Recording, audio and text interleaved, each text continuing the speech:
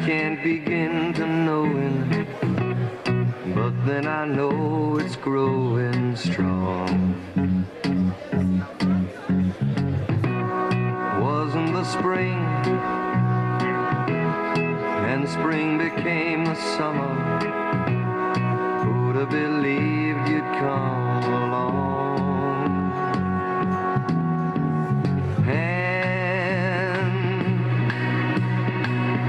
Touching hands, reaching out, touching me, touching you.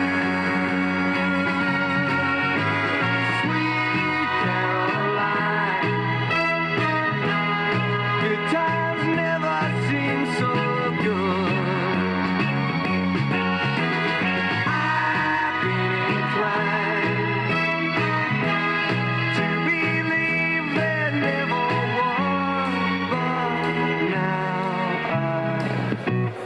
look at the night,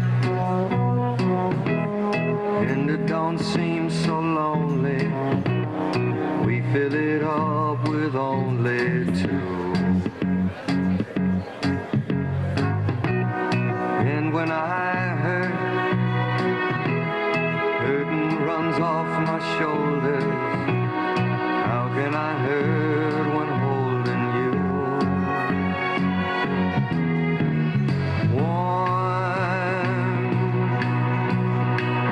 Touching warm, reaching out, touching me, touching you. Sweet Caroline, good times never seem so good. I've been inclined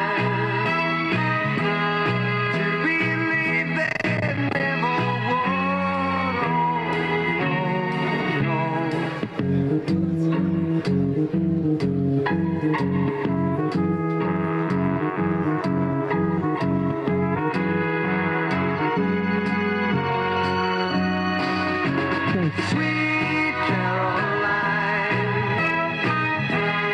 good times never seem so good.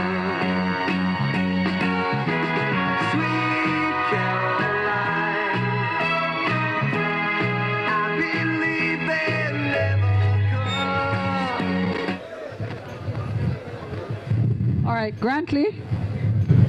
Can Grantley step out the bar 1 second and set me up over here? All right, everybody, welcome. We're running a little behind schedule. It wouldn't be a MASTERTON effort if there wasn't some chaos involved. So I'll just ask everybody to settle down, get a drink, and we're ready to go.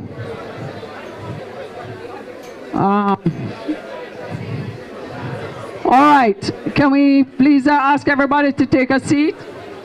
Costas, please. Let's go.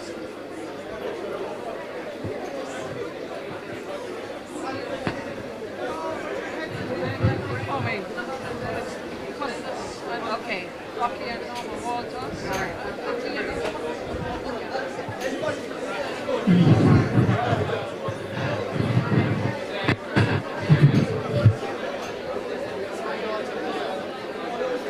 Hold on, we've had an ice issue. You're still working on the ice issue. Give me a chance.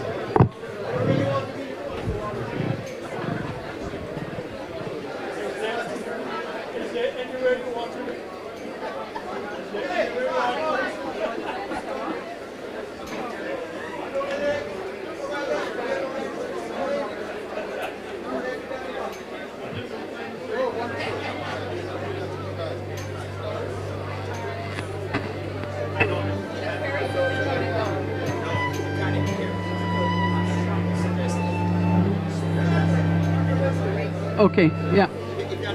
Yeah. All right, everybody, settle down. I gather that we're not hearing you in the back of the room. Grantley, can Grantley come and give us a hand here? There's one of two things.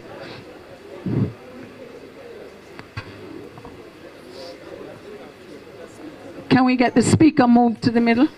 Nobody can hear it in the back. Why?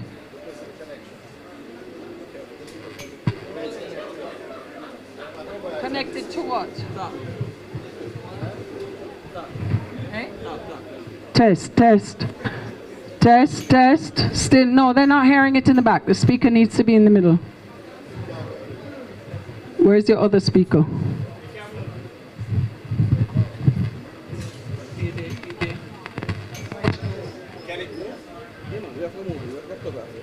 All right. Yeah. Quick reorganization. As I say, wouldn't be a master. Some chaos.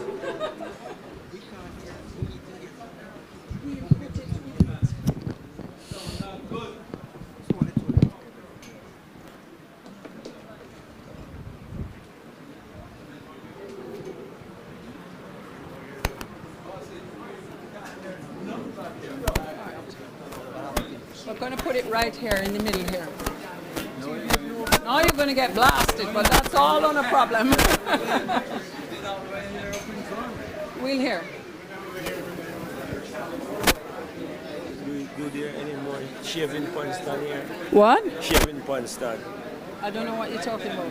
The pan that we put food in it. We want some more stand. No, I don't. Stands? I don't know. You'd have to look in the bar. Ask Frankie. Right, set that up. Test, test.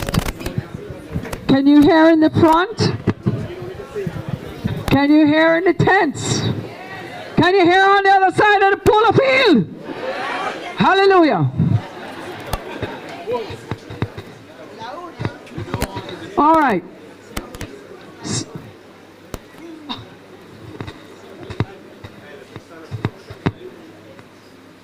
Okay, thank you very much.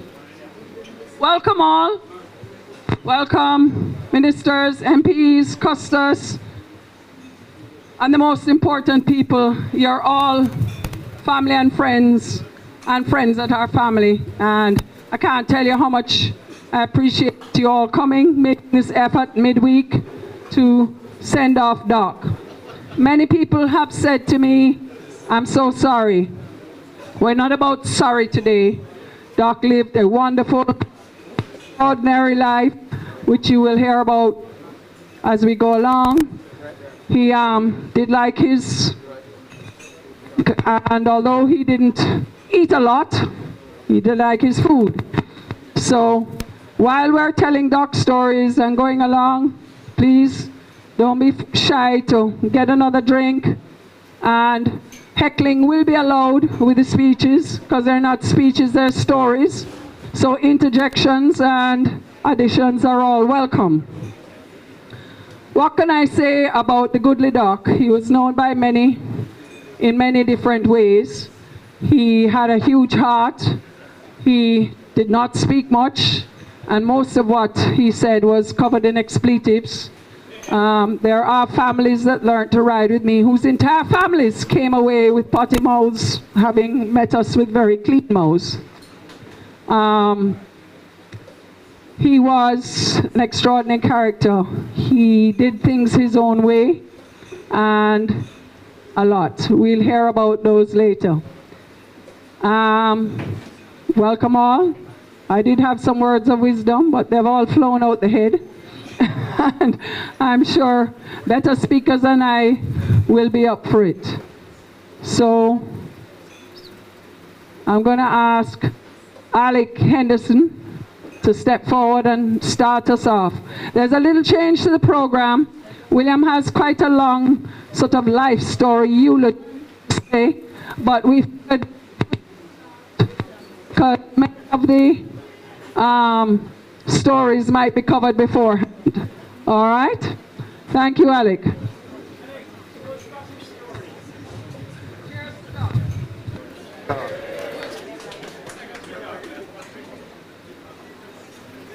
Afternoon. Earliest memories of Doc, rugby at Caymanas on Saturday afternoons, early 70s. Polo on the infield at You hear me? Yeah, a little low. Very close to my mouth. Okay. William.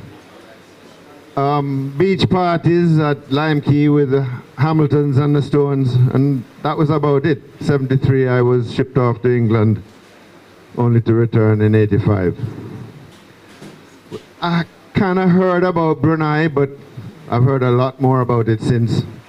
And it wasn't really until about 1988 when I started to mouse around on Jackie Breakspear that I really kind of got to meet Doc a little more. And then it became permanent, and we met him a lot. I got to know him as an adult.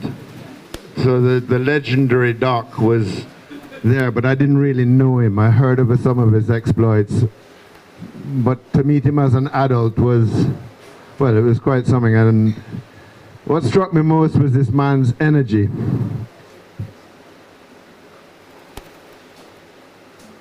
Bass. Oh,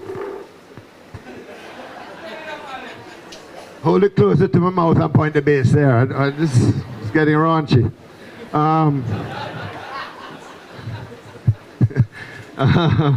He was an extraordinary figure. Energy, care, done.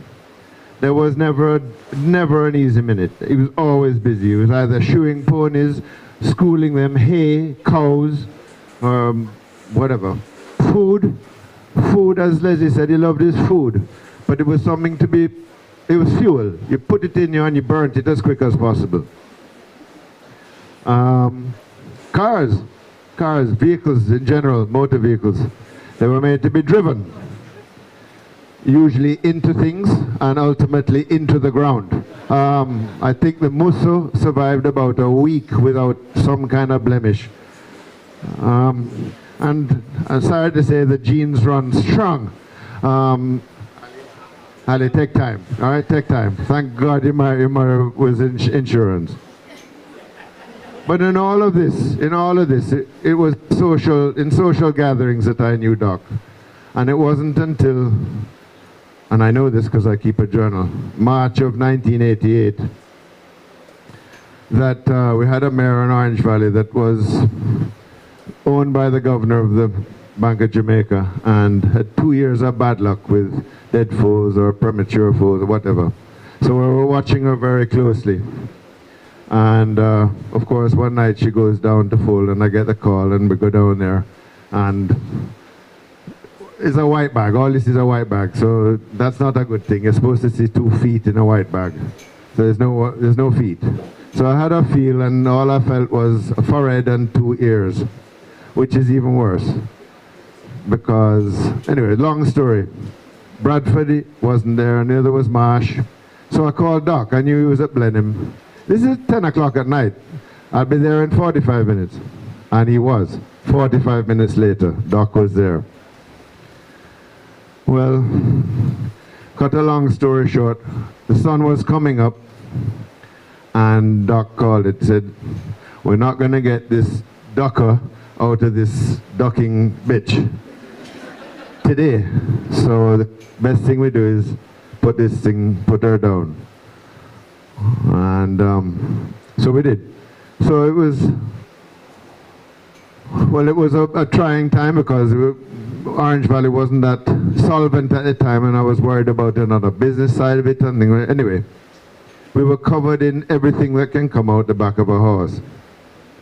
And I said, come Doc, let's go, I'll give you some breakfast and a shower and thing, and you know, you can go. He said, no man, where's the nearest standpipe? I just go, I have things to do in the morning there. I have shoes, I have horse for shoe and young ones to school. So I can just get on with it and go in here, no problems. That was Doc. No nonsense, let's go. And he could see I was a little bit worried about the whole thing. He said, listen, just call the man and tell him, say, we did our best. Horses are horses. That's what's going to happen. You can't save them all. And I think no truer words have ever been spoken. We all know that, if anybody has anything to do with horses, as most of you do. You cannot save them all. So, the energy, back to the energy. I will always remember, he never stopped. And I don't want to hear anybody say he lived a full life. He lived about 6 full lives. All right, that man, what he did, well, I've had the privilege of reading William's eulogy. Unbelievable, when you really check it out. How many people's lives he touched, from rugby to JSPCA. Unbelievable. So Doc, here's to you.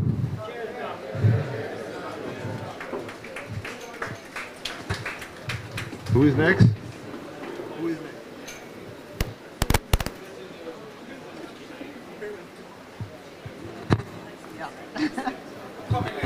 All right, Leslie says put the mic to my mouth and point it towards the speaker.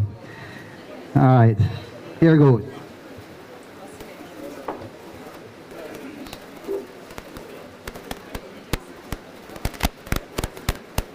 To the esteemed guests here this afternoon, friends and family, we're all here for one person, Doc. For those who don't know me, I'm Shane. I'm Leslie's traveling husband, or second husband. She's been known to call me on the phone thinking she's talking to Stevie, and she actually called me instead.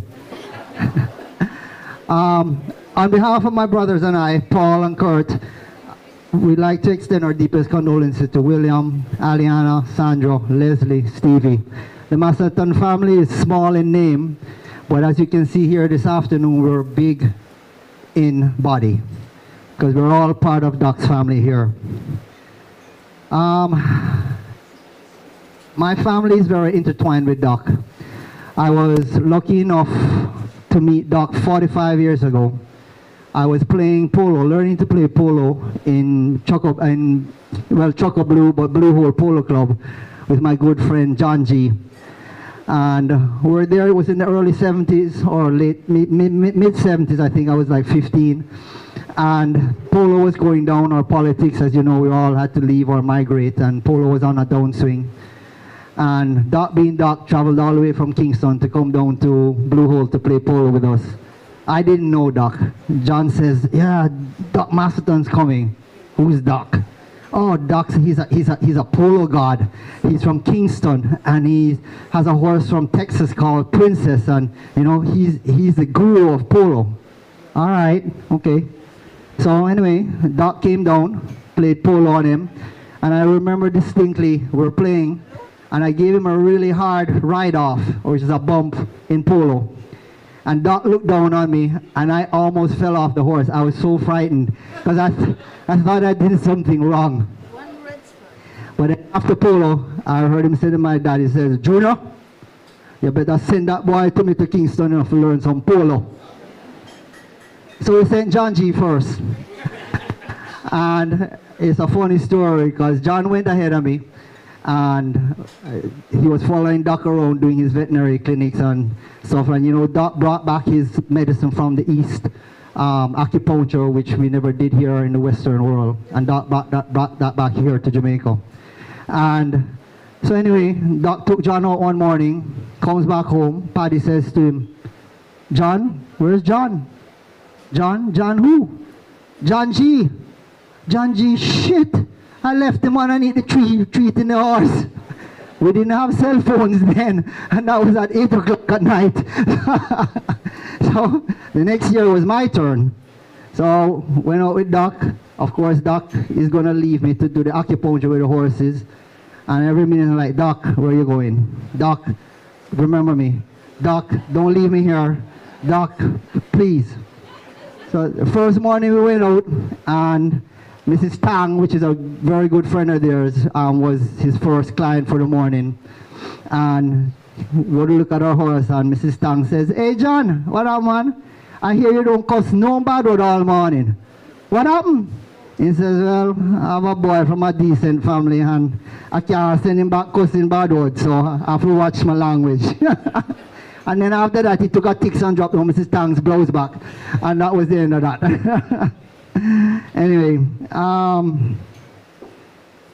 let's see, where am I? So I met, yeah, all right. I'm going ahead of myself. So that year, I think, went back to Kingston probably the next year, and I took we probably moved farms because we had around 6 young horses with us. And Doc invited me to Kingston to come and learn about horses and, you know, follow him in the veterinary clinic because I wanted to be a vet. And he taught me how to school horses. He taught me how to hot shoe horses. He taught me to do horse dentistry. He shared his knowledge of veterinary medicine with me freely. And I think this is something, one of Doc's endearing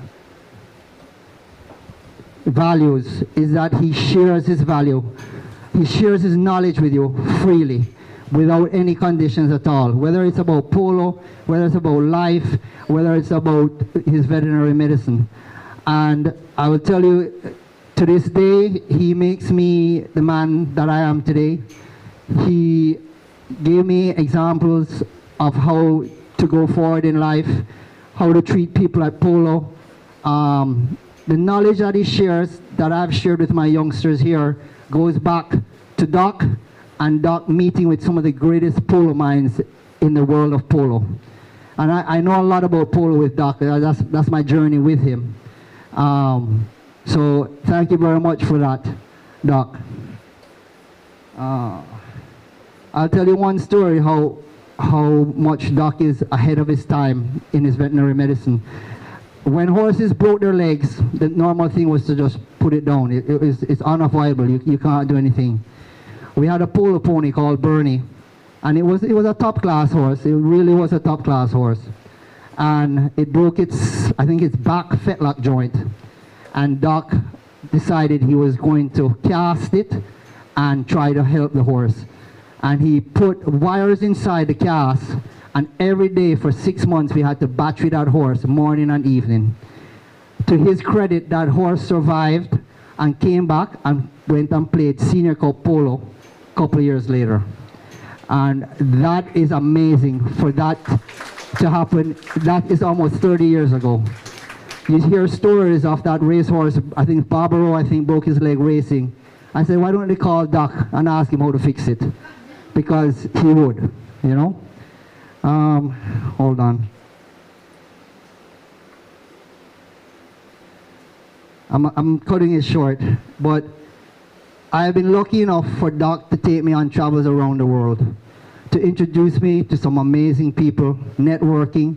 We met polo players, friends that go back 40 years, and they walk back into Doc's life, and it's like they never missed a beat. And to his credit, those friends, their sons are now the friends of this generation of polo playing.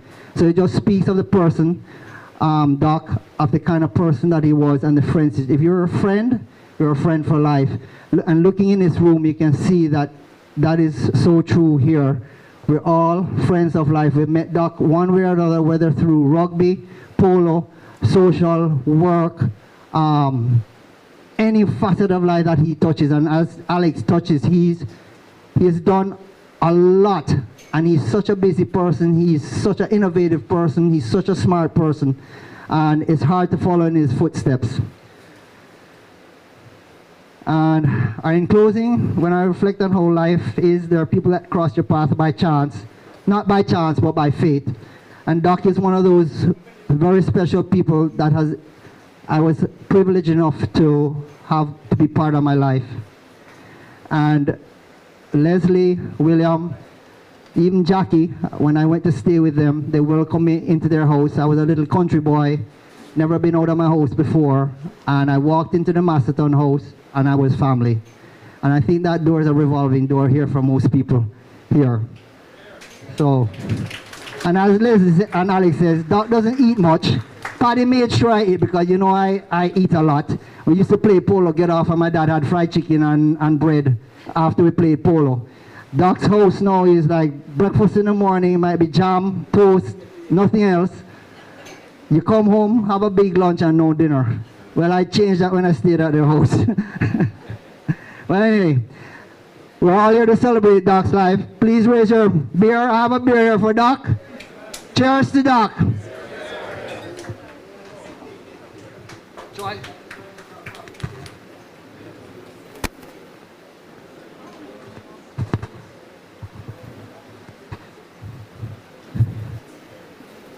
Afternoon, everybody. If anybody wants to know how bad Doc's eating habits are, please ask Mark Waits about the 1 week he spent with Doc with 1 bag of water crackers and a can of sardines, which I don't think they actually opened for the whole week. Afternoon, everybody. Firstly, let me apologize on behalf of my dad, Dennis, my mom, Pat, who were unable. They are getting up in years and unable to come and attend today. My dad's in Canada. He's a difficult travel nowadays. He struggles a little bit. And my mom struggles more in terms of mobility. So I'm sure they'd love to be here. I'm sure Dennis would love to be standing here giving this sort of mention of Doc's life, because he lived a lot of Doc's experiences firsthand. That said, William and Leslie, thanks for the honor of giving me an opportunity to step up. There's so many stories to tell, as everybody has said about Doc. I'm confident that by the end of William's and Troy's the closing article, he will bring the true humor to the afternoon with his cantations about the history of Doc. For me, it's about saying bon voyage to Doc. Bon voyage, you might ask why. Well, we have long debated in Polo whether or not Doc was actually from Earth. And I think by the end of this afternoon, I think Alec has alluded to it, by the end of this afternoon, you will agree he genuinely was not. For sure, his was a life less ordinary. He was larger than life and lived by a set of norms which not many of us would survive to 40, let alone 95. He was always invincible. And for me, the debate has to be over. He definitely was just wearing his earthly costume, and he has now moved on to somewhere else to give them the same level of enjoyment and love that he has given us. In the end, he was happy, did on his terms everything that he wanted to do, and I am sure regretted very little, if anything at all. Growing up, there were 2 staples in the Lalor weekly calendar: Tuesdays at the Nunes's and Fridays at the Mastertons. For me, there's so many great memories of 43 Lady Musgrave. Who knew what exotic, injured, strange, 4-legged animal was going to come around the corner when you arrived? And then, of course, there was the weekly crashed vehicle that one could marvel at to see just exactly what exactly was done. Those were special. Pat and Dennis used to organize sleepovers for me with Paddy and Doc. Now by this time, William and Leslie had gone to boarding school. So for a prep school child who had to sleep in Leslie's bed with the mongoose, that was tough enough. I mean, every morning you had to wake up and count your toes because the mongoose spent the entire evening biting you. But then there was the most traumatic of things to have to do. If you happen to need to use the bathroom halfway through the night, you would leave the little sewing room at the edge of Doc and Paddy's bedroom, walk in, and there they were in their full glory. Now take it, I'm 9 years old, right? So I would get to see the full anatomy without a strip of clothing, right? And this was like a regular thing. I mean, it's not like I was there once. I was there often, and it never got any better. The poor Catholic boy that Pat tried to bring up was ruined for life.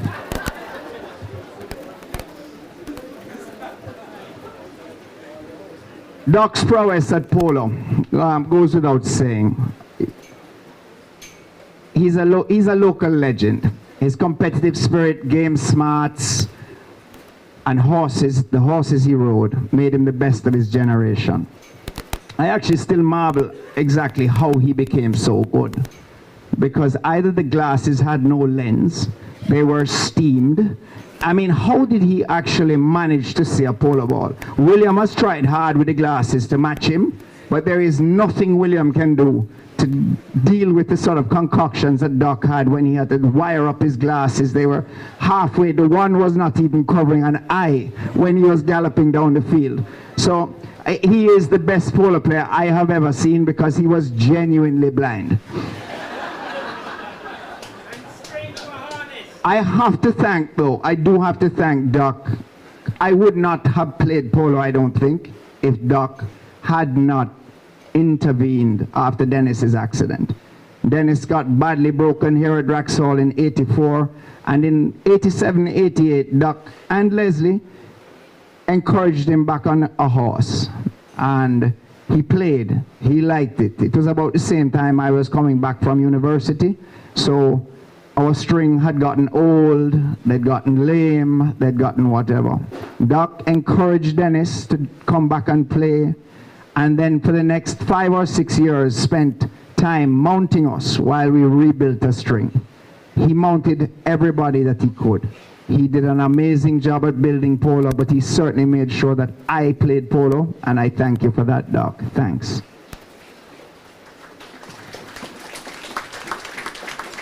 My last sort of foray into Doc, I think, was encouraged by the picture on the program. And I hope all of you just to take a quick look at it.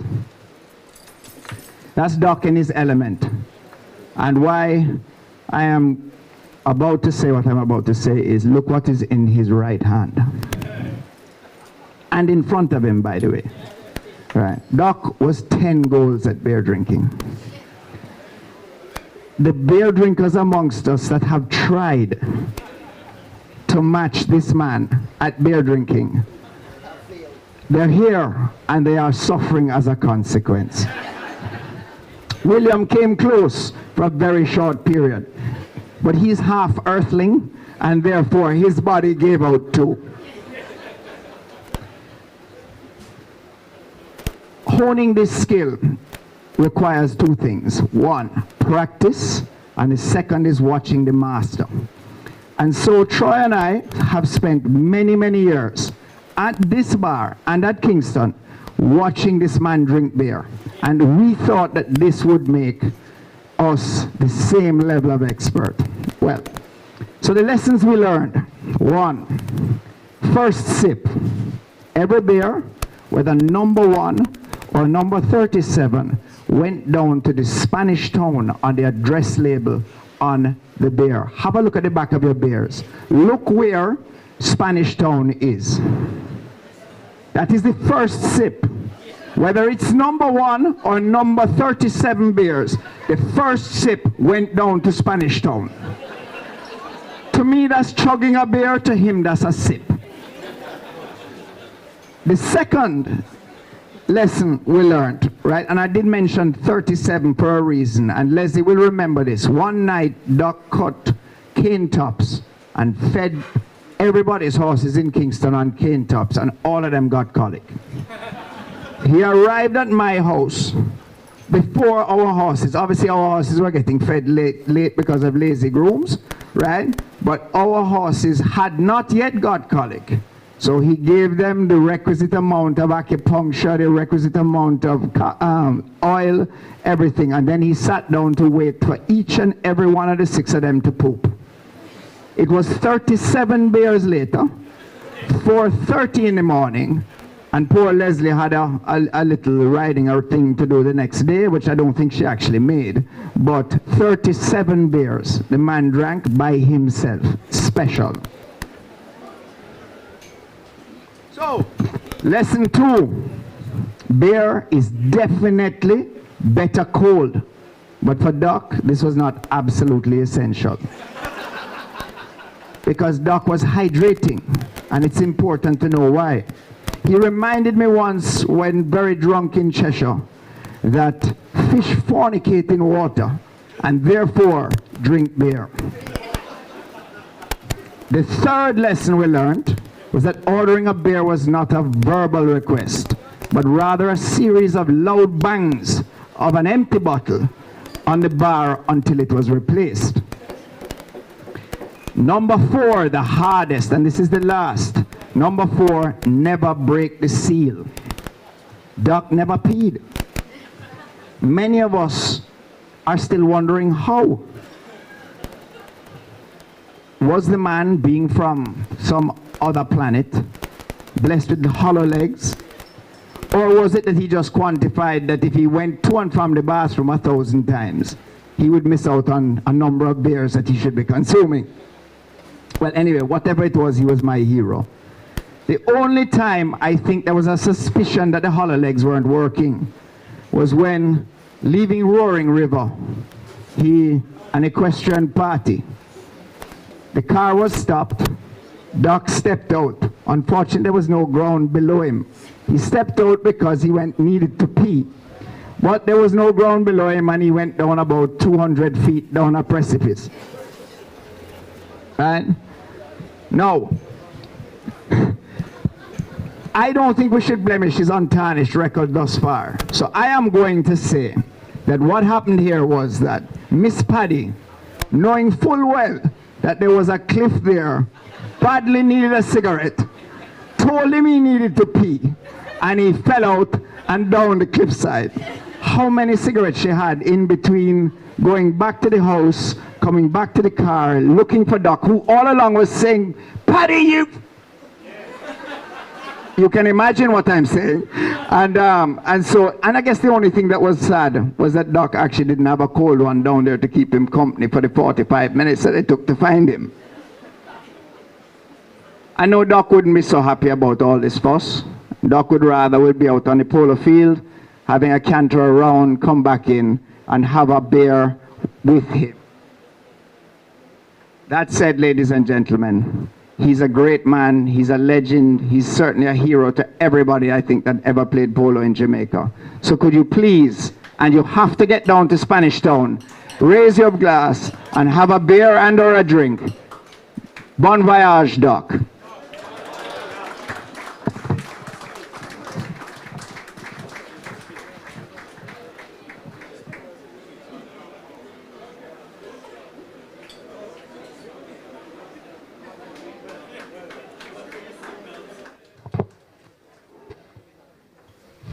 Wow, that's going to be hard to follow.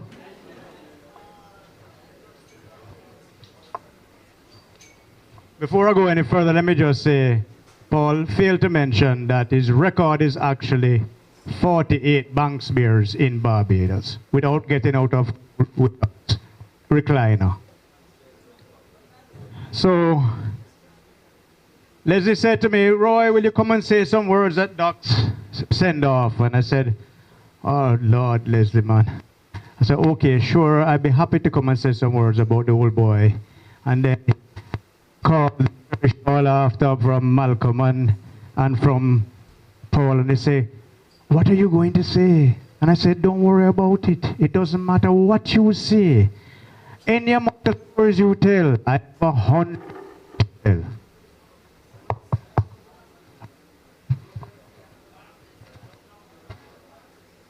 Leila, how come yours worked and you didn't have to get up here? Oh, nice. Well done, well done. Hello, okay. All right. So, I have known Doc Masterton all my life.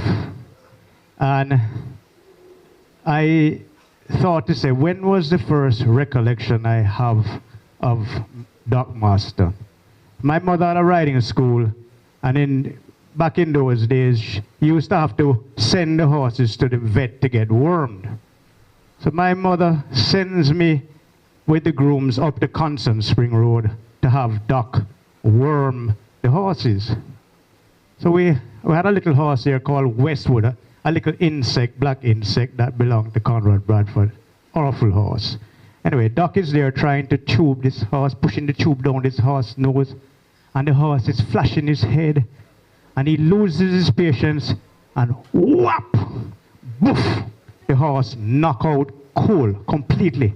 And I'm like, Jesus Christ. I jumped on my horse, and I left. And I went back to the riding school and said, "I'm not going back up there, mommy. That man just knocked out the horse." My second recollection of Doc was when I went to Leslie's Sweet 16 party. So I was just before I started driving, because Leslie is several years older than me. And when I got there, I walking in, and I see my friend Maya Mazuka come flying over the gate and drop into Lady Musgrave Road. I said, Rock, Maya, what happened? Himself forgot my invitation.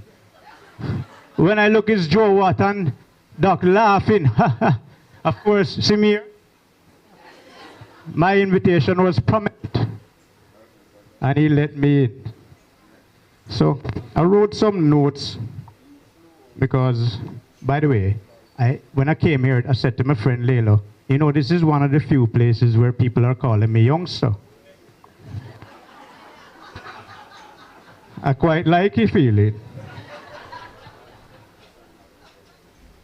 So, by the way, Paul later saying that the man is an alien is true. William is going to tell you a false story about he was born in 1920, some rubbish.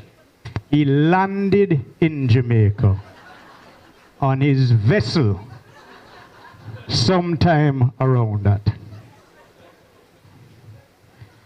So the next thing I want to tell you is that, as Paul mentioned, Doc MASTERTON was a motor vehicle virus. Any motor vehicle he came into contact with died sooner or later, usually sooner.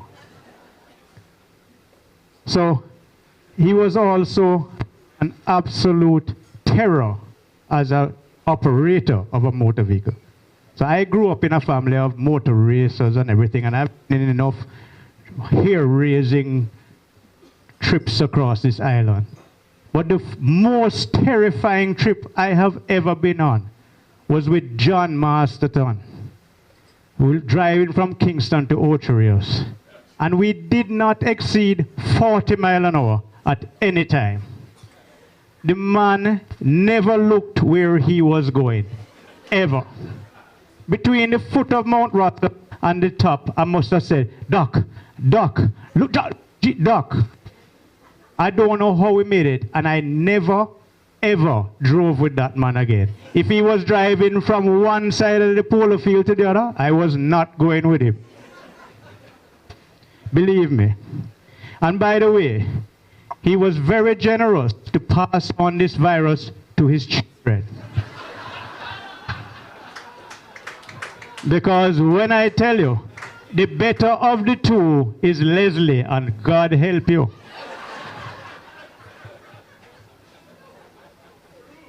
I have some stories here to tell you. I wrote them down, just a few, about Doc's, you know, a wonderful motor vehicle ability. So he had a huge Dodge Ram, a blue Dodge Ram, and he was driving up Hagley Park Road, and the damn thing broke down. Oh.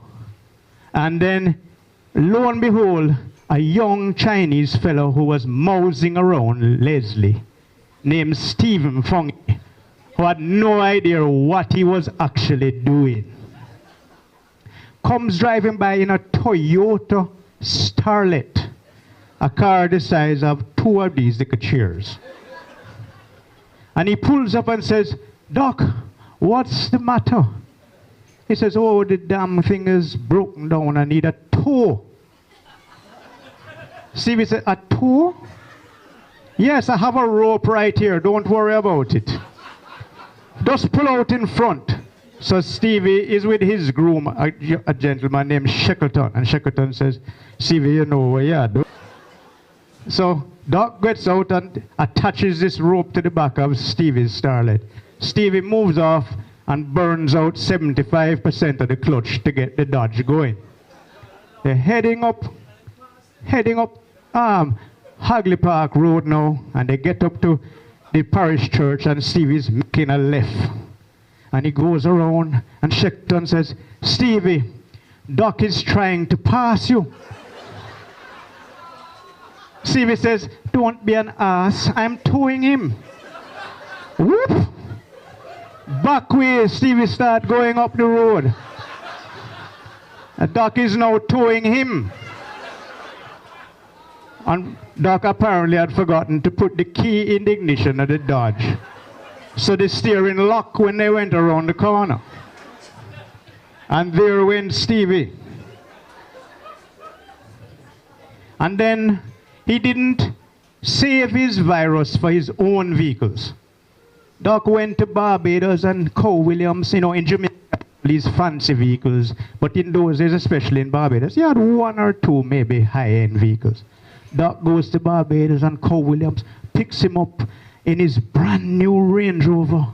I said, boy, Doc, look at this. And Doc is like, love, take a drive. Mistake. So Doc is driving Co around and he's showing him this cow piece and that cane piece and thing. And he stops and he chat to him and he says, stop, can let me out. Doc lets him out and says, go park the car and come. Doc moves up, parks the car, get out, slam the door, and it turn over into the cane piece. Apparently he had parked in some cane bush that was a gully actually.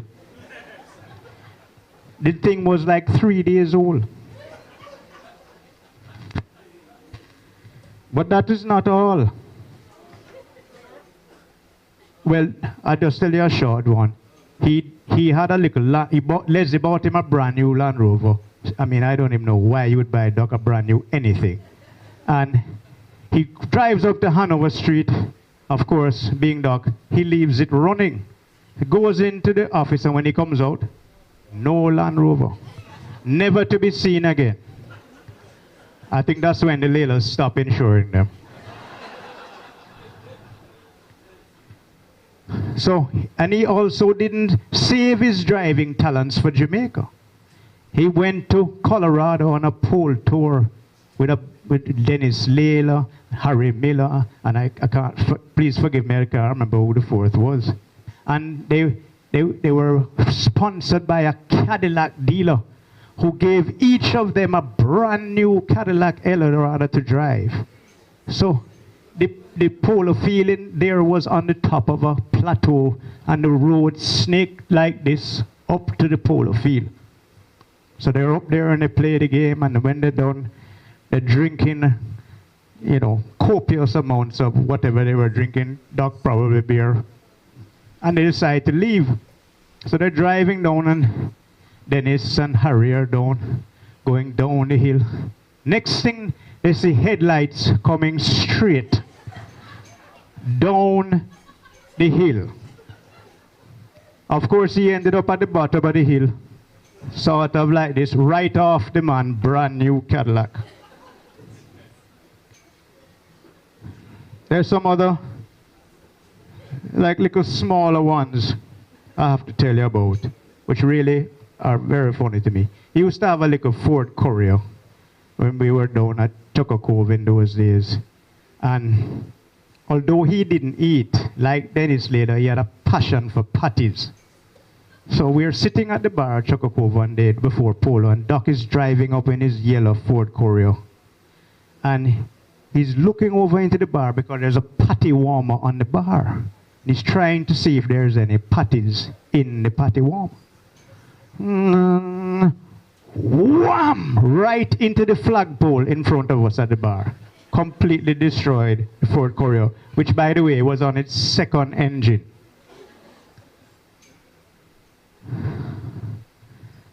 But I saved the best story for last, because in his later days, and Leslie got tired of the crashing, as she had cut down on her own. So she decided she was going to give him a driver. So she had Grantley, you see there behind the bar, drive Doc. She's at home or at the office, I don't know, get a call. Grantley has crashed with Doc in Discovery Bay. What? How? She's very upset now because here it is, she's hired Grantley so that she wouldn't have to deal with crash vehicle. So she calls down there and says, what the hell happened? Only to find out that Grantley was in the passenger seat. Doc was driving the vehicle. So, I will, just a few words about that. Paul already told you that he was an alien and I mentioned. But let me tell you the most alien story about Doc. There was a visiting team here some time ago, and early in 2 matches they were playing, and in the first match, a man swings a backhand and claps Doc under the jaw, breaking his jaw in 2 spots. Now, I know some of you have never ridden a horse, but think about taking off one leg off of your washing machine and sitting on it and putting it on spin. That's what riding a horse is like, except it's many more worse than that. Doc takes a handkerchief and ties around his jaw over the top of his helmet and finishes playing the match.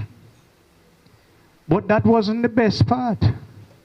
He went and had the jaw wired up, and then he played the next match as well with the wired up jaw. Now, if that is not an alien, I really don't know what it is. We out here playing one day, and of course in his latter days, he spent a few more times on the ground than in his earlier days. So take a little drop off out here, and when him get up, the fingers are facing east, west, north, south, everything dislocated. And I'm feeling nauseous. He walks up to me and says, "Troy, just hold these." I say, "Man, you must be mad."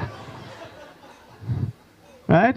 So then, of course, he goes up to James Robertson, who gladly hangs on to them.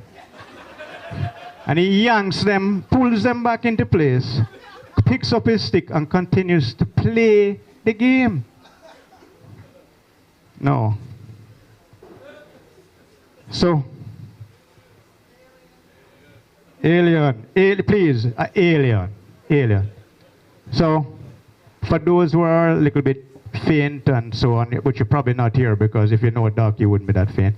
Doc, it wasn't a matter of many words, so he used the same words over and over. So if he was annoyed with you, or didn't like you, or everything, you were a stupid bitch. And if you really annoyed him, you were a effing stupid bitch. If you happened to be a horse or an animal that annoyed him, you were a whore. And if you really annoyed him, you were a effing whore. Right. There are many people who think Leslie's name is stupid bitch. So, I remember one day, this has come back to haunt him a number of times. I remember one day we were waiting at the beginning of a match, and there was quite a big crowd there, and they had some ladies in fancy hats walking down beside the polo field, and Doc is riding out on Sweet Boy, one of his horses who could be a little bit of a ass, and he goes to hit the ball, and Sweet Boy says, "No."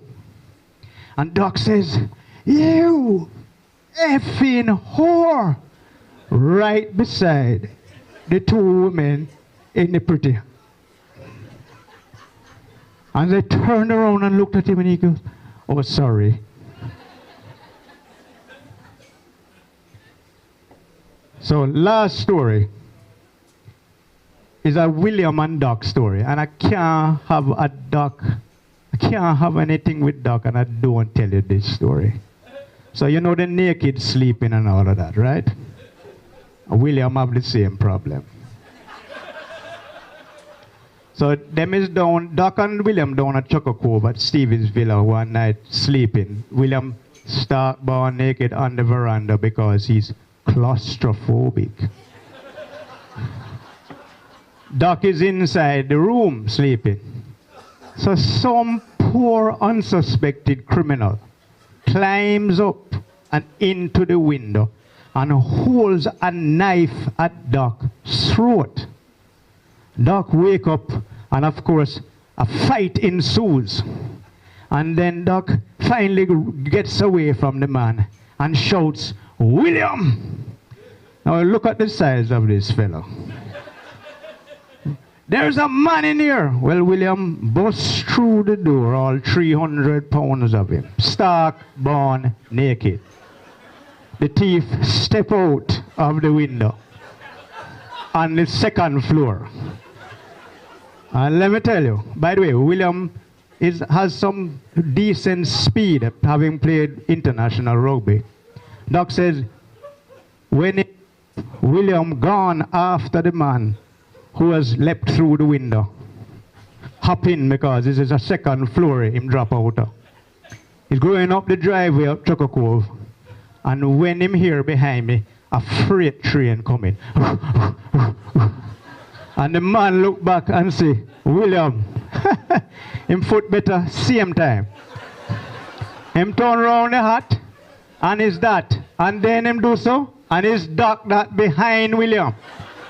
Them have two naked men run after him. Up the driveway. So when them reach, William is gaining on the man, no, the man run for him life, you know. And when them reach out to the main road, you know, and William almost catching him, you know. Doc say, William, you're naked, man. That is what spared the man life. I had to tell you that story.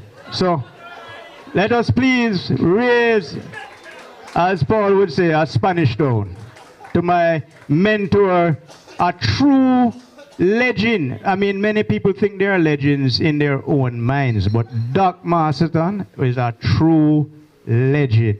Here, here.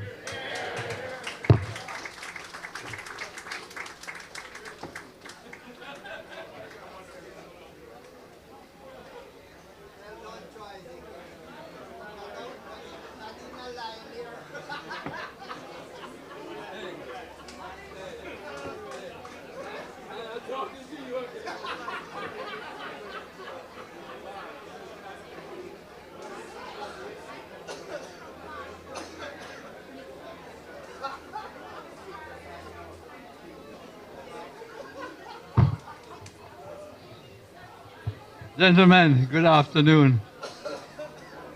You really want me to start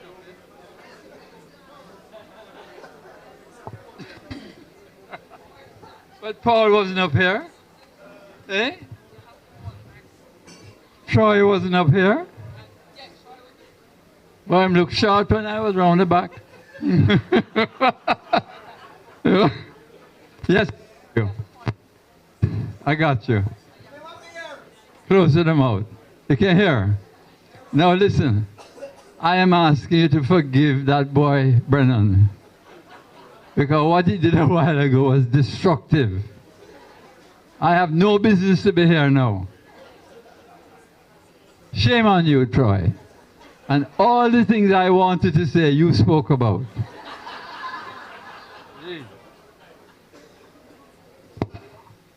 Anyway, I have an advantage over him. I'm a little older.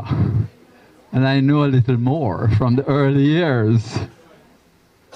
You know, when I met John, I was only 17. And trying to play, trying to ride. And broke, you know, broke as hell. And John allowed me to ride his horses in King's House. At the corner right there by King's Gate. There was a field there. I don't know what he was doing with the horses there. But I used to go there and ride.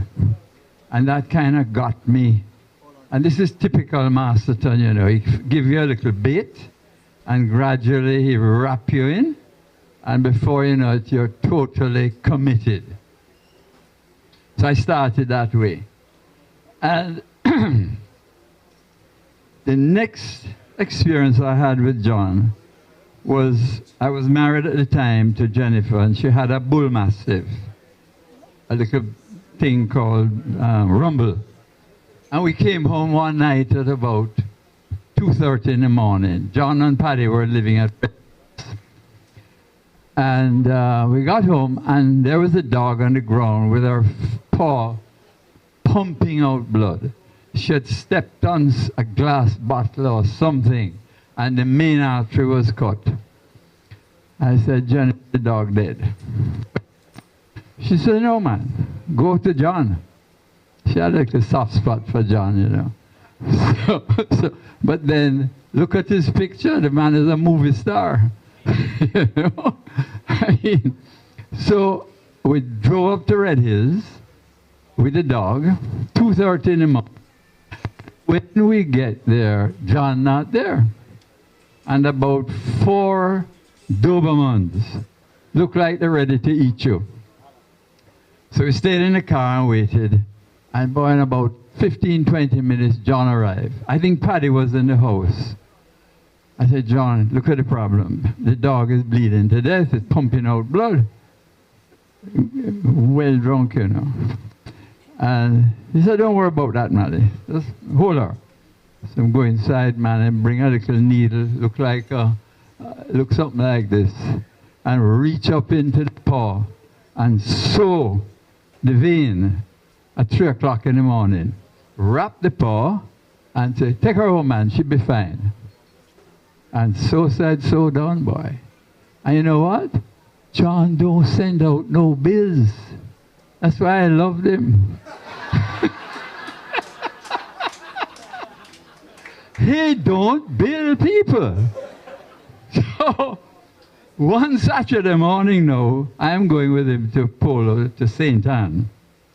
And I stop at Constant Spring Road in the morning, and he's operating with Mary and somebody else. And a little, very stush housewife drove in and said, John, how is the cat? John was operating, didn't miss a beat. He said, I operated on her yesterday, but the puss dead.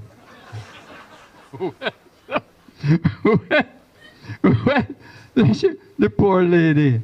I said, but you know, that's John. That's John. That is him. He speaks it like it is. So, the next thing is I realized he's a very thinking man. When we had to move the polo field from Knutsford, from Kimanas, he said to me, Malcolm, we can get land to rent from Alec, you know, but I can't talk to him. I'm too close. You go and talk to him. So I went to Alec, and we talked, and we agreed. He agreed to give us a piece of land, a piece of scrub land, and we signed a lease. I think it was for 25 years at about $500 a year. It was a gift. And we got Chris Tate to come with his heavy equipment and level the place. And John said, all right, leave it to me now. And he single-handedly planted that field. What is there is John's field. After we finished, Anthony Watson got involved, and he said, we need a clubhouse. So Anthony he's a lot of, face. So Anthony got hold of Roy, Earl Levy. And Anthony persuaded Earl to design the clubhouse. And it was built, and then we built the stables between John McDonald, myself, Dennis, and there was somebody else put in the first stables. That was Kingston Polo Club. After that, I started to play polo, and somehow John thought that I could be useful. So he got me onto the Junior Cup team. And to his credit, we won the Junior Cup in 95, 96, 98, 2001. And I must tell you, I didn't contribute very much. I don't think the other players did that much either. I think we just got in the way of everybody else. But then came the Senior Cup, and we won in 93. There are a couple other times we won, but I can't remember. I think we won in 73. And I think we won in between 1 or 2 times. I can't remember exactly, because I never kept a record of it. But the one that was most interesting was the Fossil Open at Chuckle Cove. The team had to total over 200 years. And we beat it easy, because John alone was about 75, and I was 50. No, 60. And the rest made up the difference. And at about 2:30, we're getting ready to play, and no John. He arrives, and blood all over his pants. I said, John, what happened? I won't use the word, but I was shooing the effing horse, and the horse draw back the foot and rip open his leg. What he didn't do is turn the nails and cut them off. So when the horse do so, it tore him. I said, John, you can't play polo. You're finished. He said, no, man, don't worry. Draw out the same little crook needle again and sew up the leg and bandage it and play polo, and we won. That's the kind of guy you're dealing with. You hear me? No, I'm telling you. That is, you know, he reminds me when Usain Bolt won the 100. He beat the American guy. And they interviewed the American guy. I said, what do you think of this Jamaican guy? He says, who you mean? Bolt? He said, no, that is an animal. Well, John is an animal. Him is not human. Him is not human. Now, there's a funny story about Co Williams. You know, John and Co Williams go back a long time. And by the way, one of the games that we played, Troy organized Shady Tree as a team. I think it was really to help his handicap.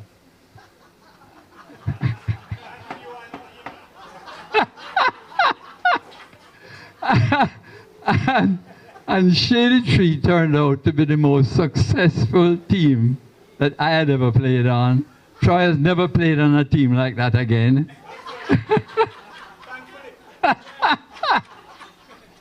Leslie, I believe, can share that. I don't think Leslie ever got beyond that peak. The great Dread is here. See him around the back there. We cut his ass. 14 goals to 7 with handicap, and we buried him. And then we went into the sea and drank beer and got very, very drunk.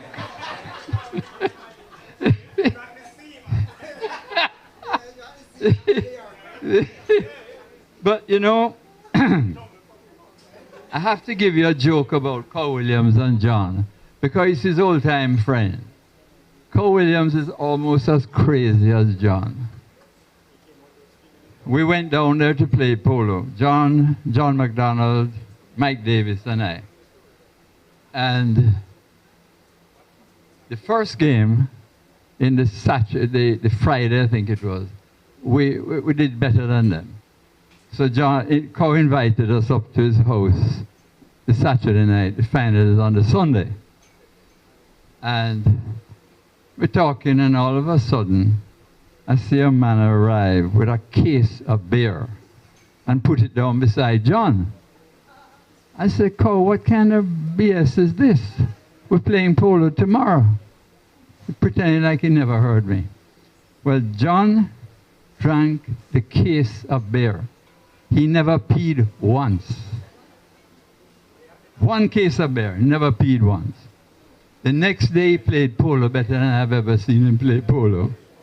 So much so, at the end of the third chuckle, we were third or fourth. I think it was a 5 chuckle. I don't remember, 5 or 4 chuckle match. But at the end of the chuckle before the last, we were ahead. That little runted man, Co Williams, started to go on like a madman and complain about the umpire. And he said, you know what, you come off, you're not damn good. And he called a guy called Jeff Howells, who was his employee, to umpire. Well, sir, as Howells got on the field, he blew a 30-yard against us. And that was the game, 6-5. So, during and after at the bar, all of us except John were out to tear him up. And John called us, listen guys, polo don't play that way, right? We're in a man's country. He has done what he's done. We just have a drink, forget about it. Big. If anybody deserved to have been cursed, it was Williams on that afternoon. And everybody knew what he did. And he didn't care. To him, it was just fun.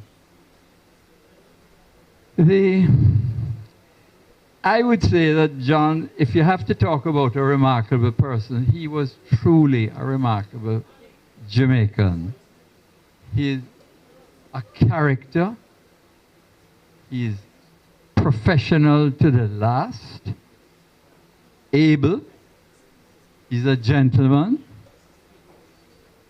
Very hard to find the equivalent of man.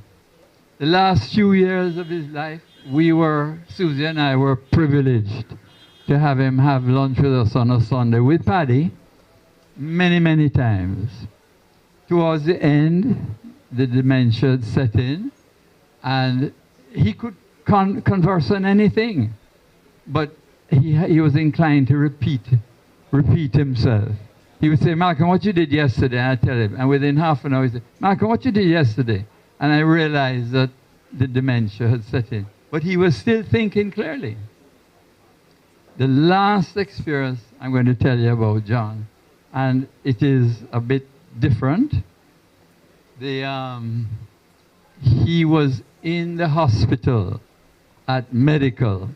Medical was being renovated. And I heard he was in hospital, William told me. And I drove down there. And I had to walk up some back stairs because the front was blocked off. Walked up to the 3rd floor, and John was there. Obviously, you know, conscious and talking, but very weak. And the nurse left us, bless her heart. And I said to her, John, I want to talk to you about your soul. Where are you going? He said, yes. Now, I expected him to say to me, you're wasting my time, man. Because that's his typical response to those things. He said, yes, okay, no problem. What you have to say? I said, well, you ever heard about Jesus Christ? He said, yes. I said, you know he died on the cross for you and me? Because we're both sinners? He said, yes. I said, you know, your sins are paid for by him. And if you will pray and ask him to forgive you, your sins are wiped away by his blood in the eyes of God. He said, okay. I said, would you pray with me? He said, yes. And I prayed with John. And I firmly believe that John will be in the right place at the right time because of that act. And I tell you why. You know, when Christ was on the cross, there were 2 murderers on either side of him. One of them said to him, since you are the Christ, Son of God, why don't you take us off of this cross? You come off and take us off. The other one said, Lord, remember me when you come into your kingdom. In other words, he was displaying an act of faith. You know the words of Christ to him? This day you will be with me in paradise. So faith is what puts you where you need to be after you die. And I firmly believe that John, by that simple prayer, is where all of us would like to be. Thank you.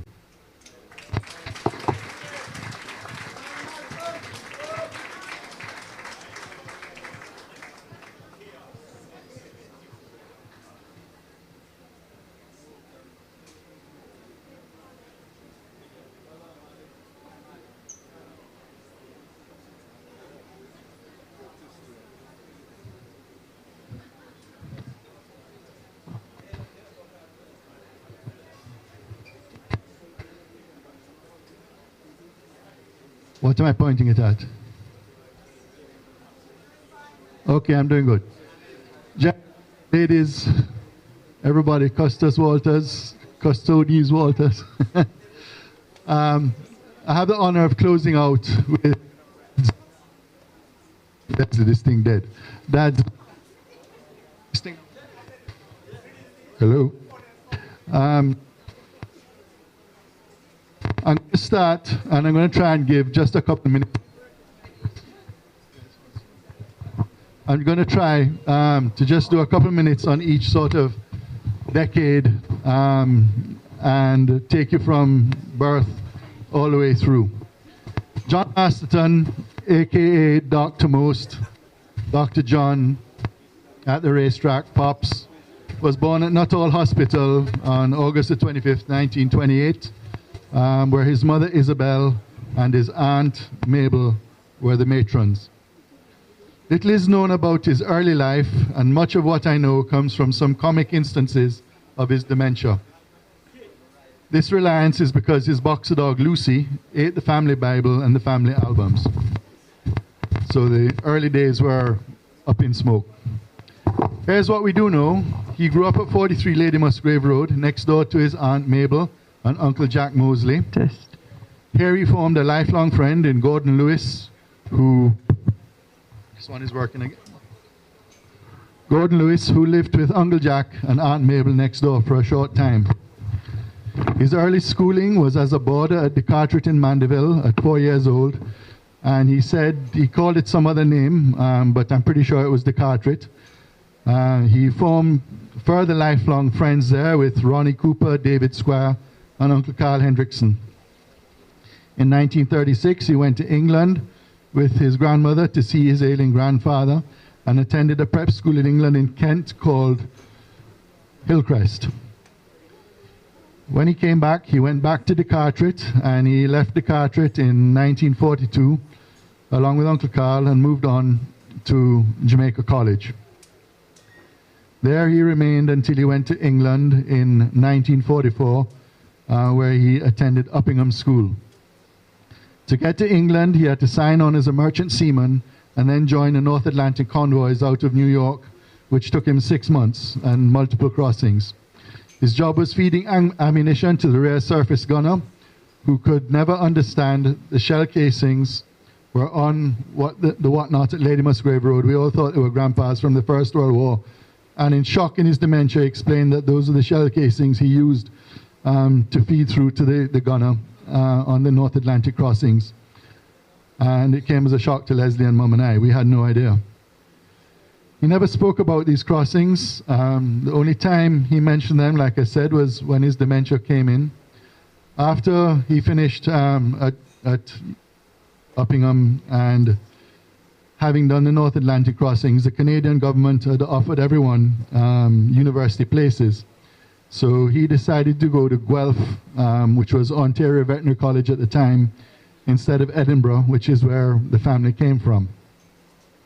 So he left in 46 and came back to Jamaica and worked at Good Hope until 1947, when he took up his university place at Guelph. At Guelph, he spent 8 years in total to do his qualifications. In between, Grandpa was still at Masterton's, and he determined he wasn't going to join Grandpa, but had already at that point struck up a lifelong friendship which continued until death of Uncle Moses Matalon, who was his mentor. Uncle Moses actually went on to join the Royal Navy and died the Merchant Navy. When he was at Guelph, he studied pharmacology and veterinary medicine and did his PhD in embryo transplanting. These skills were honed at Worthy Park Estates and Caymanas Estates, where the field work was done, and the lab work at North Street Labs, where he worked, and they allowed him to do his research. He spent a lot of time at the opening of Bodles when Dr. Leckie was developing the Jamaica Hope cattle, and he was involved in the artificial insemination to speed up the process of developing the Jamaica Hope cattle. This is going to take quite a while. Be patient. While at Worthy Park, he developed great friendships with the Clarks and the McDonalds, and Robin Weiss, who was the young agronomist, and John Masson, who was working there from Belize. He was a favorite of Granny Hamilton's at Caymanas, and a close friends with Max Hensel and the racehorse manager there, Mrs. Eileen Cliggott. She put him on Granny Hamilton, who I think Johnny is here, will remember well as his grandmother. Took a great liking to Dad and put him on the board of Caymanas before he'd even left university to welcome Johnny's father, Alec, to Jamaica, and they remain lifelong friends ever since. His sports.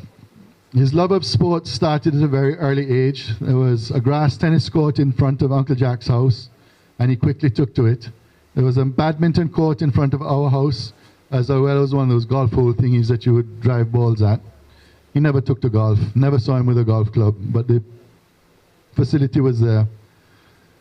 Uncle Carl Hendrickson and Uncle Ronnie Cooper were his close friends and regulars at those houses in those days.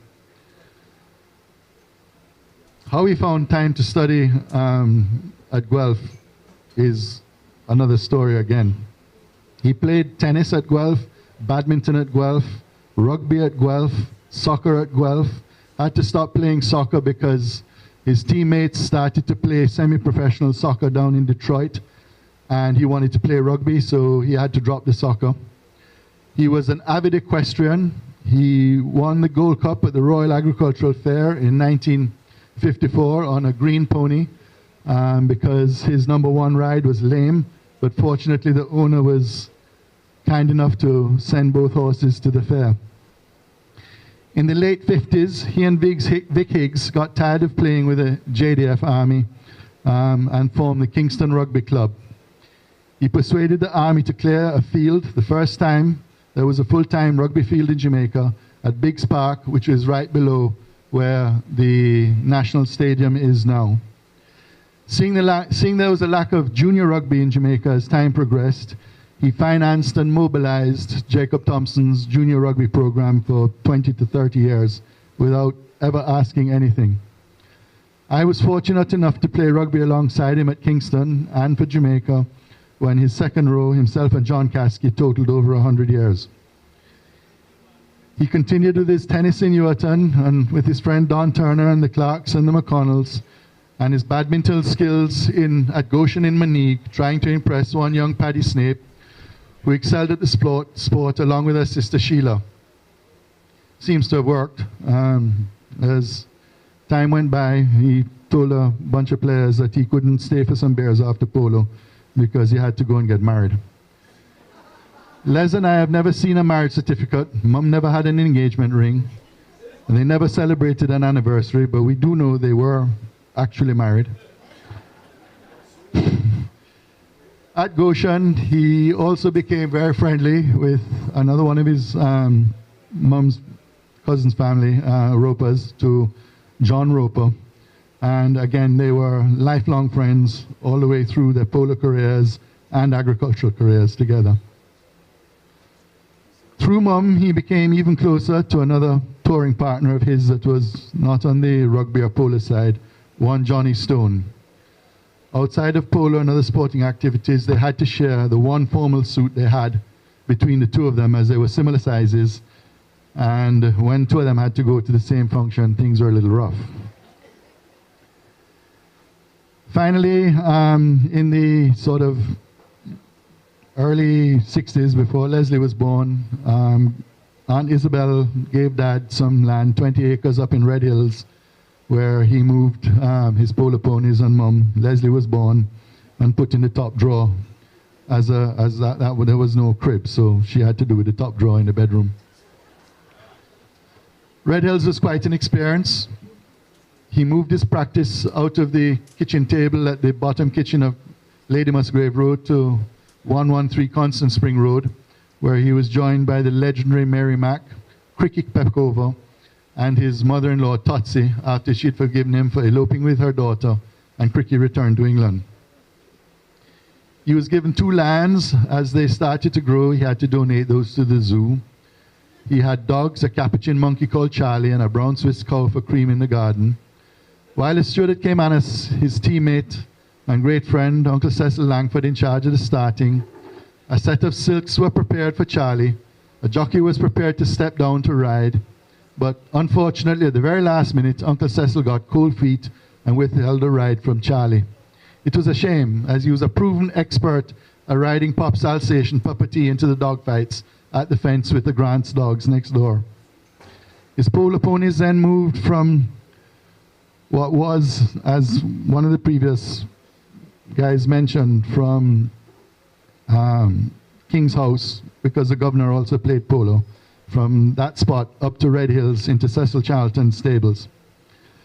After his mother Isabel checked out, we moved back to Lady Musgrave Road in 1967, as Grandpa's eyesight, Grandpa Masterton's eyesight, was failing badly. Grandpa moved to the checkout lounge downstairs, and Pops and Mum moved into the bedroom upstairs, and Leslie and I into the sewing room, which was right next to Pops' bed. This led, as mentioned before, this led to much hilarity because there were no clothes upstairs. Over the years, 43 Lady Musgrave Road had many family members from England come and stay. Vets from England came to join the JSPCA. Children of friends that lived in the country all lived at various times, as Shane and John G. and several others did. I was packed off to boarding school in 1970, and as Troy said, with claustrophobia, I moved out to the veranda. Never saw a night inside the house for the next 45 plus years. This led to much fun and enjoyment as time went on.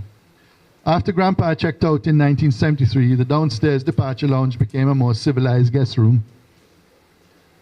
The menagerie at 43 included 4 horses, now turned out in Cowshit Park, just down the road. The mongoose, actually 2 different ones, a crocodile, a pack of dogs, a ram, a goose, a rabbit, whose Leslie's tail, Bush and Eunice and herself managed to detach on its way to a pet show at Queen's School. The pelican, various birds being rehabbed, the snake, shaft, amongst many others. Chaos was the order of the day. Bicycles, go-kart, motorcycle, given by Uncle Moses, added to the lunacy. Many congregated after school, as Troy said. There's Catherine and Jacqueline, Susan, Mary Mac's daughter, plus Troy Brennan and Spot and Smiley from Campion, Wildish is from Spring Valley, Ben's from Cedar Valley, Trina Langford and her tiny sweet is from St. Andrew, Stevenson's, Bush and Eunice from Miss Butler's, and so many more. I could just keep on going and going and going. It was total chaos. All were made to pack tomatoes, bag corn, anytime Pops came home with the van before we were allowed to go anywhere. Everybody was terrified of Doc, but they kept coming back for more.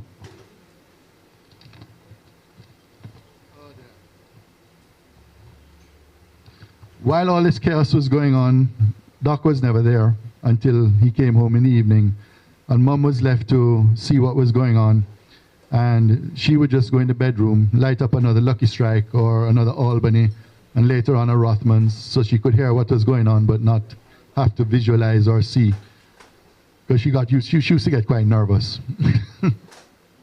Evenings were no better. Doc would arrive home with the entire polo or rugby club, sometimes 20 plus people needing to be fed and watered and watered properly. And once the beers started to flow and everybody was settled, those that needed stitching were stitched. And the festivities would continue.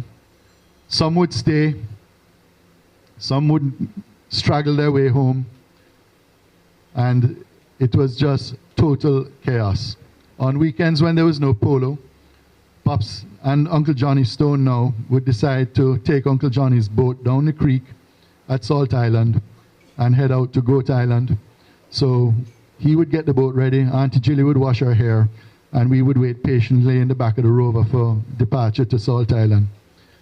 Many a fun time was had there. On one occasion, Dad decided it was a good idea to lasso the croc, which is about 9 feet.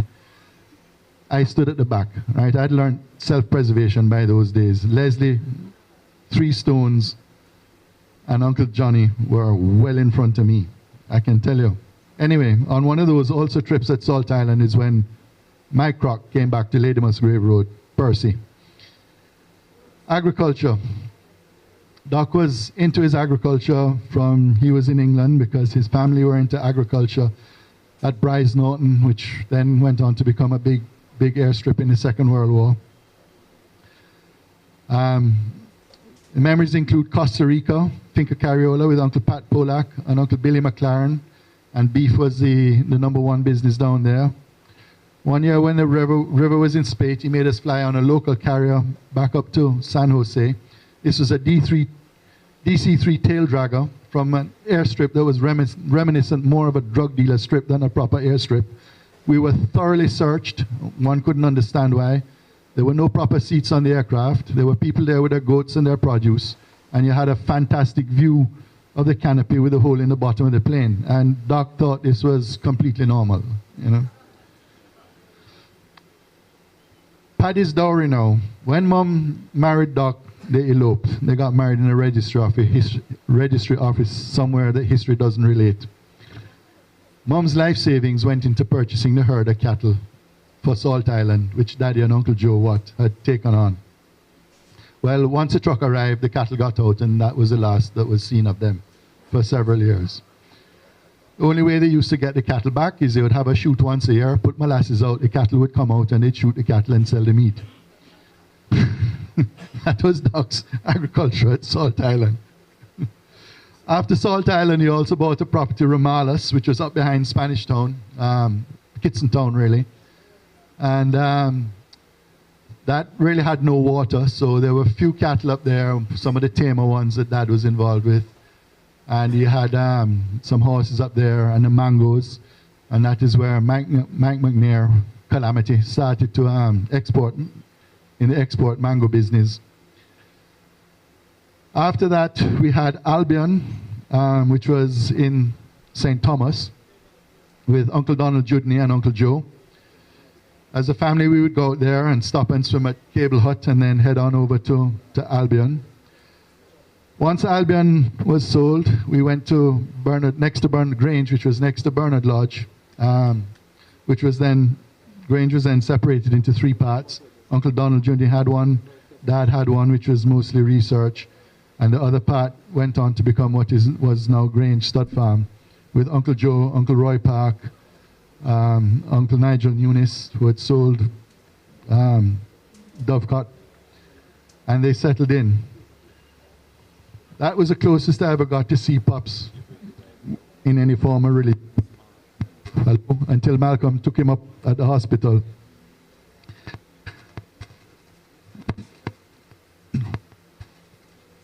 Grange also was around when the club across to Caymanas Estates, and whoever Leslie was with and went to Polo had to ride the horses back across the highway and back to Grange, whether they could ride or not. They were commandeered into going.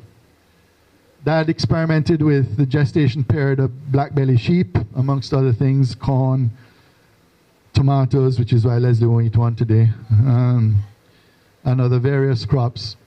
After 2 sets of sheep, 2 herds were stolen by some 2-foot puss, and the cost of well water for the hay, Dad decided it was time to go. We moved on to Blenheim in St. Anne, thanks to Mark Brooks, who I worked for during my gap year in my studies. Blenheim was purchased from Mark, which was at that time Landover Development Limited, and was in sugar. That quickly came out of sugar, and all variants were planted first: sweet peppers, flowers, sweet potatoes, many things before Doc settled back to his hay, cattle, and horses, which was a staple. The sweet pepper days put me off them for life, right? Doc, the first year, had completely forgotten about trying to stagger the crop. So the whole crop came in at the same time, which meant Vincent and Devon and myself were up 24 hours round the clock, commandeering Jeffrey Waits' poor little truck to carry these sweet peppers to Discovery Bay and put them on a bauxite boat to Texas. Never again sweet peppers. He put in the polo field at Shady Tree, as Malcolm mentioned, which was really no shade at all. There was not a single tree anywhere close to Shady Tree. But the sea was there and the beers flowed well, and we enjoyed a lot of polo at Shady Tree. Belize. After we sold Finca Cariola in Costa Rica, Uncle Pat moved up to Belize, and then Dad, a couple of years later, decided to follow him. So Golden Pippin was purchased, which is just across the Settee River from Uncle Pat at Citrus and Cattle. Now in Belize, there was no polo, no horses, no nothing like that. So Leslie never actually made it down there in the 35 years we owned the place. But Dad and myself would join Uncle Douglas Langford, which is Uncle Cecil's brother, in Stan Creek on a Saturday. Uncle Douglas would pull the top off the red or black label bottle of whiskey, and you couldn't leave until the bottle was dry. The termination conversations always, without fail, end with Uncle Douglas inquiring heavily of Dad if his brother in Jamaica was all right and should he send him some cash. So Dad had the pleasure of telling Uncle Douglas week after week that no, Uncle Cecil was fine and he really didn't need him to send him any cash. Pop's great friend Roy Stevenson did the drawings for the house in true Doc style.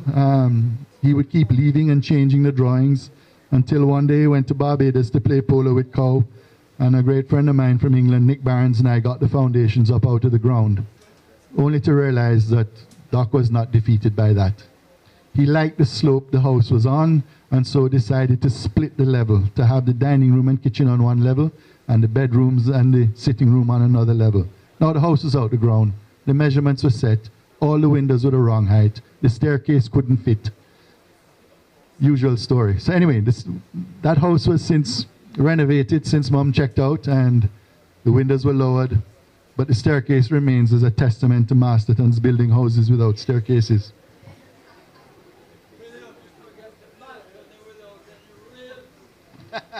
Yes.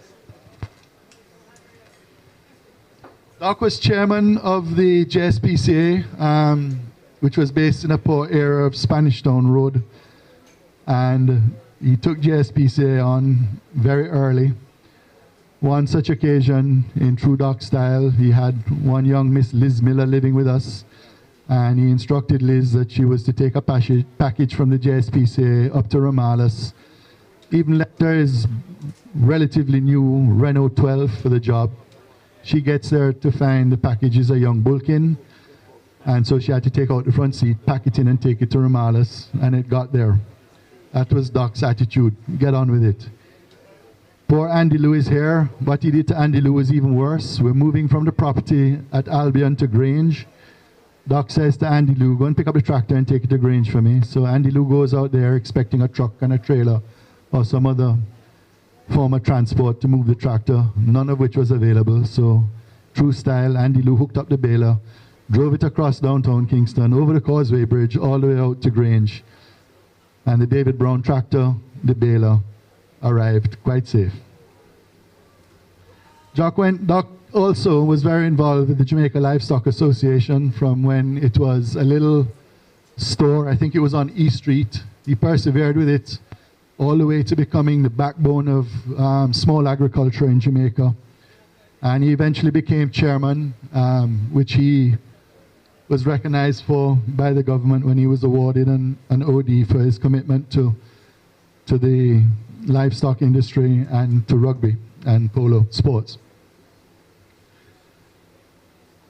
He also got involved with many other boards. He was on the board of the Jamaica Horse Association, and many of those meetings ended up with copious amount of red stripe being consumed at Lady Musgrave Road. When he couldn't handle the JSPCA anymore, a fortunate state of affairs had happened. Leslie had come back and had started working with Kenny, Benjamin, and Adam, Michael Adam, and Felicity Brandt over at, where is it, Leslie? Emmavale Avenue, Emmavale Crescent. Doc and Kenny developed a very close friendship from those days. Kenny in his little black Mercedes would show up at Lady Musgrave Road for many discussions on dogs, horses, and animals in general, and how to move these industries forward. Kenny trusted Doc to a T. Not only did he put him on a board, but when his sister Sheila came to Jamaica, she was another refugee at Lady Musgrave Road. And I came home one holiday to find Sheila entrenched in the house. And Kenny wouldn't do that with anyone. Sheila was his baby sister and the apple of his eye, and nobody could talk to her or touch her in those days.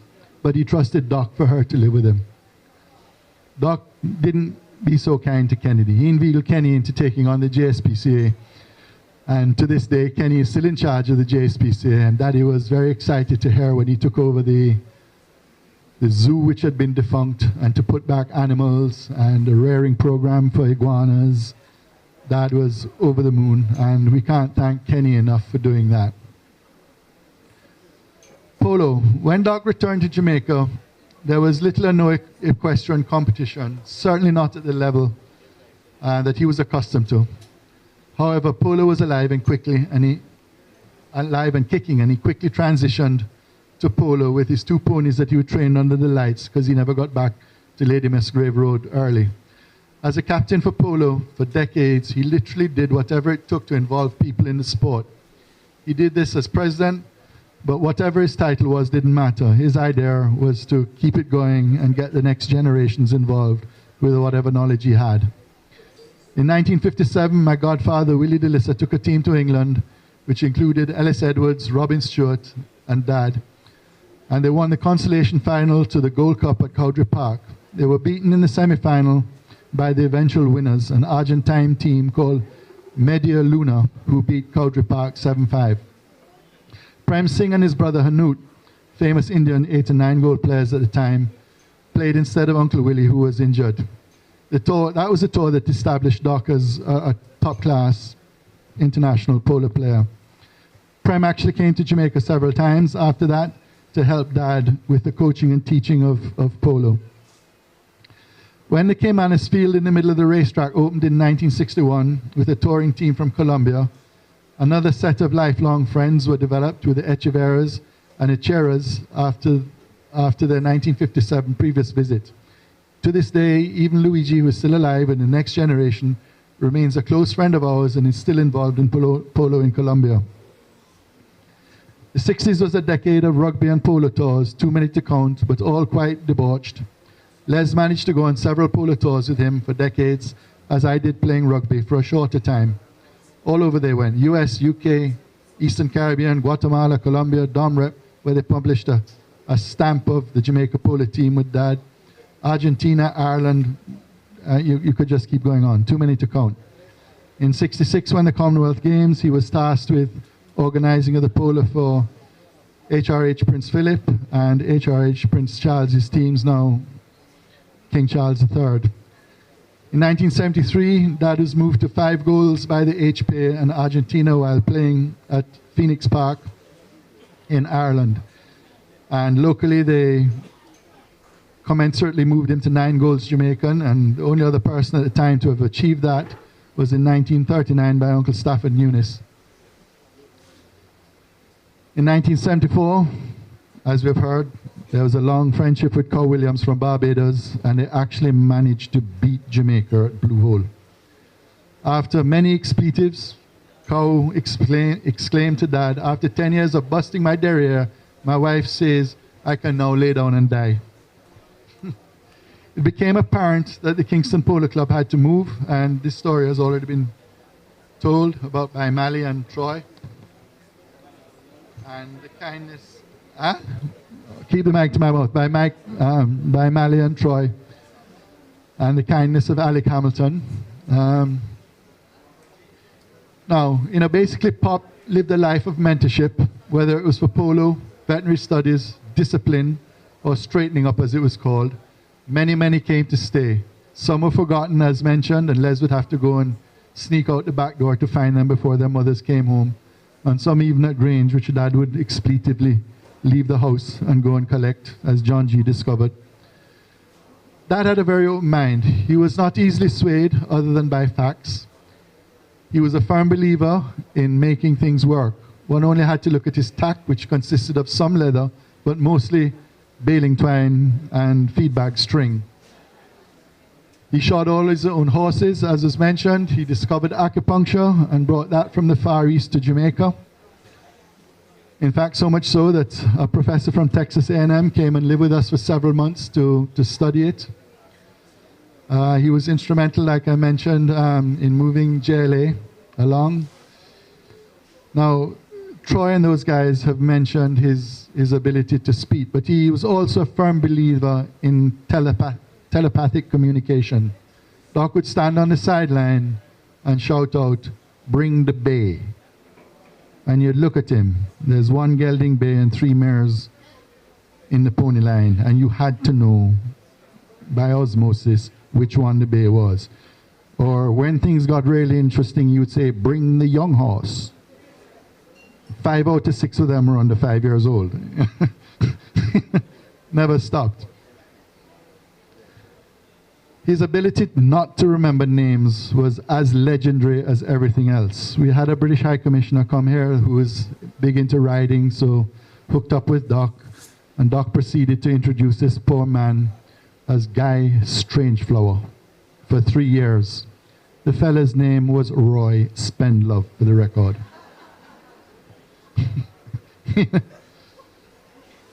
Pops was, like I said, with Liz Miller, Pops is a firm believer in allowing you to sort problems out with not a lot of instruction. He expected you to use your initiative and just get on with the job and get it done. Pops, as we mentioned, was a man of few words. He was at a situation shoeing a horse at the farm one day, and he twisted the shoe, and he just looked up and said, "Duck." The ducking duckers ducked, except it was an F. One word, complete sentence. Mastery of English. At the end of the day, Pops was just a humble man, unimpressed by wealth, stature, rank, position, qualification, didn't care. He treated everyone exactly the same. He was only impressed by performance. If you were his friend, you were his friend. He didn't care who else was your friend, or their opinions for that matter. If he could help you, he would, without exception and without strings. Despite the fact that most of his generation are long gone, except possibly Uncle Carl, who rang me to say he would love to be here for this, but couldn't make it. So many letters, phone calls, flowers and messages came in, and Leslie and I, we just couldn't keep track. It was impossible. There were grooms from Caymanas, to old workers at Mastertons, to people who I had never known, yet they all knew and wanted to pass on their condolences about Doc. The common denominator, as you've heard from some of the other people who have had a few stories, is what a legend. This mold was broken, never to be put back. Here's to Doc.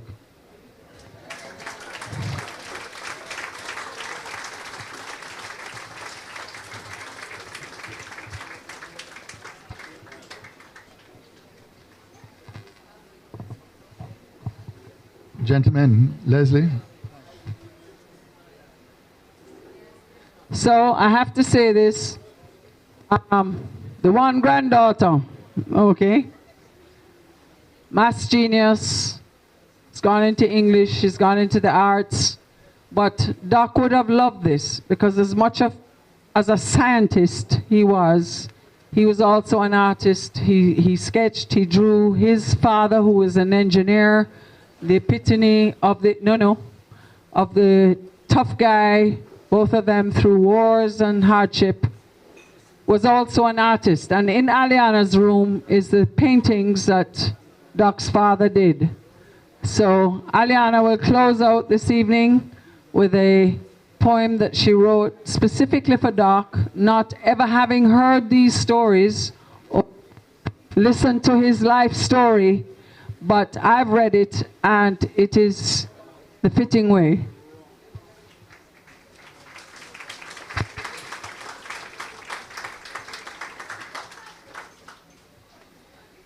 A long walk, a short talk, all the while you had a friendly smile. I remember the old car, the destination that always seemed far, driving for hours until the sun became the stars. The hills warranted the car's growl, but when it ceased, I could only smile. Grandma and Grandpa's voices like a melody in my ears, while their hugs always washed away my fears. Sitting on the couches while eating our lunch, it is strange, one of my favorite memories of us. I remember going to Polo at Drax, and as a matter of fact, Grandpa and Red Stripe must have had some form of a pact. One day I'll join you both, but not for a while. So for now, I'll make sure to remember you and smile.